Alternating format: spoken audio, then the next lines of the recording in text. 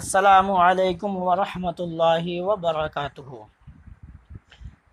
محترم ناظرین، آج آپ کے لیے ایک اہم مسئلہ لے کر حاضر ہوا ہوں۔ وہ مسئلہ یہ ہے کہ رکوع میں سجدے کی اور سجدے میں رکوع کی تسبیح پڑھی تو نماز ہوگی یا نہیں۔ آپ سے گزارش ہے کہ ویڈیو پورا دیکھیں۔ جب تک ویڈیو آپ پورا نہیں دیکھیں گے تب تک مسئلہ اچھی طرح سمجھ نہیں پائیں گے۔ تو آپ سے گزارش ہے، تحقیقی مسائل کے لیے اگر آپ میرے سبسکرائبر نہیں ہیں تو میرے چینل کو سبسکرائب کر دیں اور بیل آئیکن کو پریس کر دیں تاکہ سب سے پہلے آپ تک میرا ویڈیوز پہنچتا رہے۔ اور اگر آپ خود بھی سوال و جواب پڑھنا چاہتے ہیں تو میرے ڈسکرپشن سے سوال و جواب پڑھ سکتے ہیں۔ تو چلتے ہیں مسئلے کی جانب۔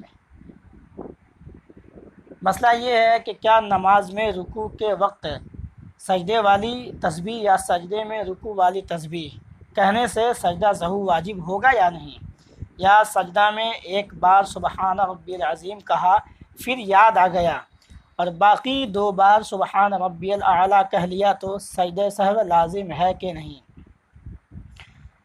تو اس کا جواب یہ ہے کہ اگر کسی نے رکوع میں سجدہ کی تسبیح سبحان ربی الاعلیٰ اور سجدہ میں رکوع کی تسبیح سبحان ربی العظیم پڑھ دی تو اس پر سجدہ سہو واجب نہیں۔ اگر اسی وقت یاد آ جائے تو رکوع کی تسبیح رکوع میں اور سجدہ کی تسبیح سجدہ میں کہہ لے تاکہ سنت کے مطابق ہو جائے، جیسا کہ رد المختار جلد اول صفحہ نمبر 461 میں ہے۔ البتہ رکوع کی تسبیح میں اور سجدہ کی تسبیح رکوع میں قصداً پڑھنا مکروہ تنزیہی ہے، یعنی خلاف اولیٰ ہے، اس سے بچنا چاہیے، مگر سجدہ سہو واجب نہیں ہوگا۔